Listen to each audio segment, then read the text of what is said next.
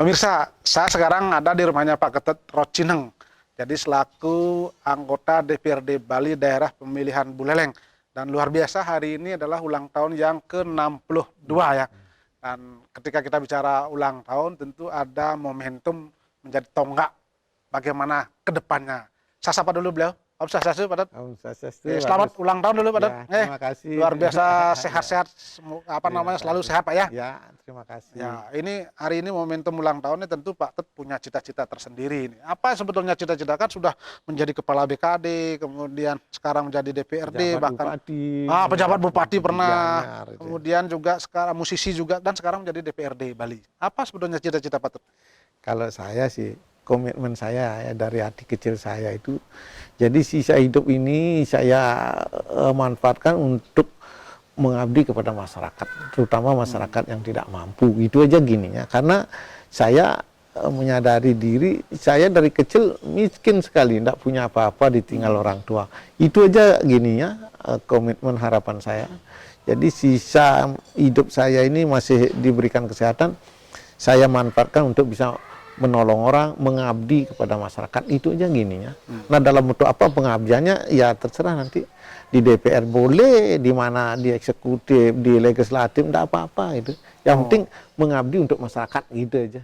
Ya, gitu, kalau gitu. kita melihat karir Pak Tut ini kan dari seorang birokrasi, terakhir adalah kepala BKD, bahkan menjadi pejabat bupati, sekarang DPRD Bali.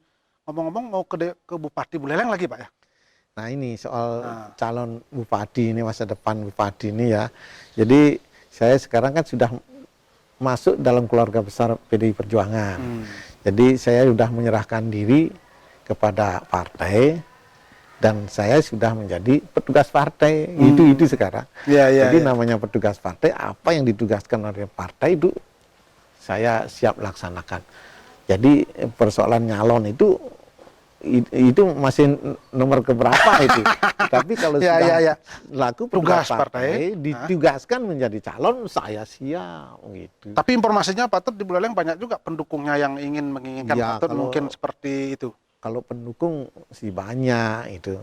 Tetapi kan nanti akhirnya kan rekomendasi itu yang menentukan nanti. Sebelum rekomendasi tentu ada proses-proses. Ini Pak Tut akan menuju ke sana apa enggak?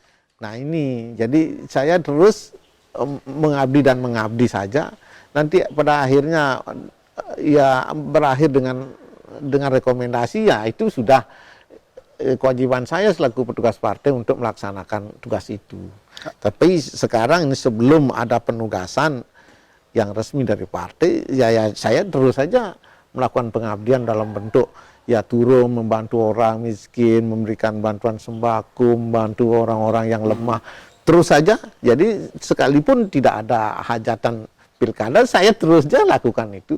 Jadi artinya bukan itu bukan langkah-langkah untuk meniti karir akan menuju ke calon Bupati Buleleng ya? Tidak, saya sekalipun tidak ada pilkada, saya dari dulu saya begitu. Tapi kalau nanti ditugaskan menjadi calon Bupati Buleleng, ya, siap? Saya siap. Itu siap, namanya tugas siap sekali. Karena ya namanya petugas partai itu kalau sudah ditugaskan oleh partai mau jadi calon 1, 2 berakhir saya siap sekali. Termasuk wakil bupati siap juga? Siap saja. Oh, enggak masalah? Enggak masalah. Itu kan ini kan bagian dari wadah pengabdian saya. Tapi kan kalau melihat karir Pak Tut kan usia mungkin sudah pensiun, sudah banyak sekali karir, bahkan dulu pejabat bupati, kok mau jadi wakil kalau seandainya direkomendasi begitu? Tidak apa-apa, itu sepanjang sudah ditugaskan oleh partai dan itu merupakan wadah untuk mengabdikan diri kepada masyarakat. Itu kan mencari wadah saja itu. Saya jadi duduk di DPR ini kan mencari wadah kekuasaan untuk bisa menolong masyarakat lebih banyak. Itu aja. Daripada pribadi-pribadi kini menolong orang kan susah. Kemana-mana itu kan malah dikira nanti aneh-aneh nanti. Orang pribadi-pribadi menolong orang masyarakat itu. Tetapi dengan wadah baju resmi dari ya apa itu legislatif, apa itu bupati atau wakil bupati kan lebih banyak bisa menolong orang ya. Oh, jadi prinsipnya bisa menolong ya, orang itu dengan jabatan ya, itu. Pengabdian aja ininya. Ngomong-ngomong sudah ada kira-kira peta Pak siapa-siapa saja di Buleleng yang akan Pak Tut mungkin ajak bersaing lah kira-kira? Kalau ajak bersaing, ya saya kira ya teman-teman di partai pasti itu. Nah, sekarang misalnya ada Ibu Ares yang juga anggota DPR itu di Dapil Buleleng, ya pasti juga itu ya saingan untuk menjadi tempat wadah pengabdian itu juga. Ada wakil bupati juga yang sudah 2 kali itu jadi wakil, itu kan juga pasti ingin juga ya mengabdikan diri, atau beliau ingin mengabdi lebih banyak juga harus di jabatan bupati juga. Belum lagi teman-teman DPR lainnya, ada DWJ, ada Supriyatna selaku ketua DPRD, itu pasti ingin juga mengabdikan diri melalui wadah-wadah ini. Bagaimana dengan mereka? Apakah sudah ada komunikasi-komunikasi? Kira-kira kita di Buleleng ke depan seperti apa dan mau saling berbagi peran di mana? Ada nggak komunikasi itu? Kalau komunikasi udah sering sekali gitu, bahkan hampir tiap ketemu itu kita komunikasi bagaimana untuk memajukan daerah Buleleng ini, karena kita sama-sama dari Buleleng gitu. Tapi kalau yang mengarah fokus kepada siapa calon bupati dan wakil bupati kan belum. Artinya tidak ada saling berbagi peran. Iya, Anda jadi bupati, saya jadi wakil, tidak ada, belum ada begitu. Ada itu, karena kembali kepada kita. Kita menyerahkan kepada partai. Orang partai belum menentukan gini keputusan atau ketetapannya, itu kan kita tidak bisa. Tapi kalau ada yang mempertanyakan misalnya gini, Pak Tut Rocineng kan baru masuk PDI ini, sudah diberikan peran di DPRD luar biasa, kok mau ke bupati atau wakil bupati lagi, apakah tidak terlalu cepat itu? Kalau saya sih tidak melihat cepat lambatnya itu. Jadi sepanjang kita dipercaya untuk ditugaskan dalam jabatan itu, ya kita akan laksanakan saja dengan penuh tanggung jawab itu. Ya, kalau Pak Tut misalnya nanti dipercaya menjadi pejabat penting di Buleleng, mungkin bupati, apa sebetulnya masalah Buleleng itu sehingga perlu harus diprioritas itu ya? Kalau saya melihat Buleleng itu sebenarnya potensinya tinggi sekali. Satu, daerahnya luas, penduduknya banyak, dan potensi alamnya sudah bagus. Jadi tinggal bagaimana mengkolaborasikan aja. Jadi antara ahli-ahlinya itu kita panggil, masyarakat kita libatkan, kita mau berbuat apa, menuju kemana, ya kita ajak semua. Saya kira itu lebih cepat, lebih potensi bagus. apa yang paling ini kan salah satu contoh yang sering menjadi wacana adalah bandara. Selalu setiap pilkada muncul Buleleng akan dibangun bandara, tapi ketika berjalan dan selesai tidak ada itu. Apa itu? Nah, kalau saya memang itu dari awal tadi perbincangan kita kan, Bali ini kan tidak merata pembangunannya. Jadi sudah mengarah mulai ke Bali Utara untuk dibuat pembangunan, mulai dari shortcutnya, terus nanti rencana bandara. Itu sudah tepat sekali. Jadi pembangunan di Buleleng ini, Bali Utara ini, dengan ya hampir sepertiga daerah Bali Selatan ini, ya sudah tepat sekali bahwa bandara harus ada di Buleleng. Sehingga kalau sudah bandara ada di Buleleng, yang didukung dengan sarana infrastruktur yang bagus, pariwisata itu akan bergeser juga ke Buleleng. Berarti kunci utamanya infrastruktur jalan itu Pak ya? Iya, itu yang belum selama ini itu yang menjadi kendala. Ya, itu jalan. Karena ini kan kita jaraknya jauh dan berliku-liku itu. Nah, terus satu sisi di sini tidak ada objek apa di sini.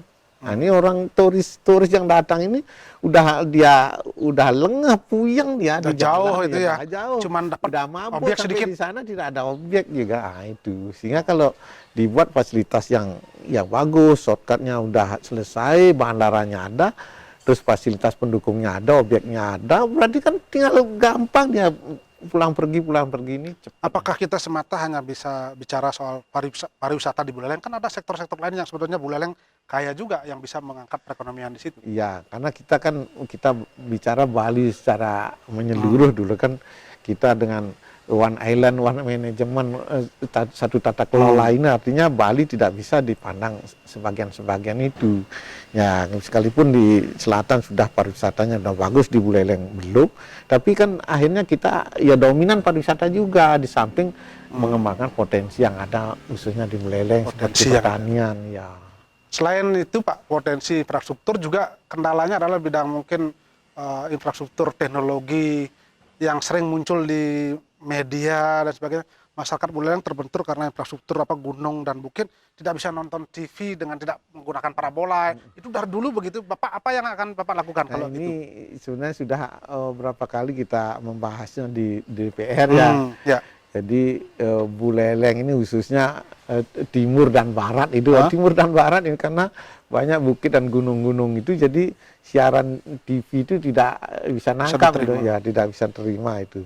Nah ini persoalannya, ya kita harus yang membuat ini fasilitas itu pemancarnya itu harus lebih banyak, paling tidak ya harus connect antara yang di sini Denpasar dengan situ Denpasar, ya. di Itu dari dulu menjadi PR, Pak. Ya, PR. Masyarakat mengeluh terus itu. Itu. Apa kalau Pak Tut nanti misalnya siapa tahu dipercaya jadi bupati, yakin nggak itu bisa diselesaikan? Saya kira bisa itu. Bisa. Karena dari beberapa penjelasannya Pak Gubernur dalam beberapa pertemuan itu sudah mengarah ke sana juga. Beliau mengarah ke sana supaya masyarakat di balik bukit ini bisa nonton TV itu. Artinya biar sama Ya. dapatnya haknya dengan masyarakat di Bali Selatan, Pak ya. Ya. Mungkin terakhir Pak, harapan kepada masyarakat Buleleng, karena masyarakat Buleleng saya lihat dinamika pemikirannya dan baik politik maupun pembangunan luar biasa, cepat sekali bergeser. Apa harapan Pak kepada masyarakat Buleleng? Ya, harapan saya khususnya masyarakat Buleleng ini kan ya orangnya dinamis, energik, berani dan punya potensi yang hebat itu. Jadi kita tingkatkan persatuan dan kesatuan dulu, bagaimana dengan bersatu kita untuk memajukan daerah Buleleng itu dengan mengembangkan potensi yang ada di daerah. Itu aja dulu gini ya. Baik, terima kasih Pak Tut Rocineng, luar biasa. Mudah-mudahan apa yang Pak Tut impikan dan inginkan memang bisa tercapai, dan pada intinya bagaimana Pak Tut sebagai wakil dari masyarakat Buleleng bisa melaksanakan tugasnya ya. Luar biasa Pak Tut ya. Terima kasih Pak Tut ya. Terima kasih. Terima kasih dan selamat ulang tahun juga ya. Iya, luar biasa kasih. dan Sama-sama. Pemirsa, demikian tadi perbincangan kami dan seluruh kerabat kerja yang bertugas mengucapkan terima kasih atas perhatian dan kebersamaan Anda, dan kami akhiri dengan Param Santi. Om Santi Santi Santi Om.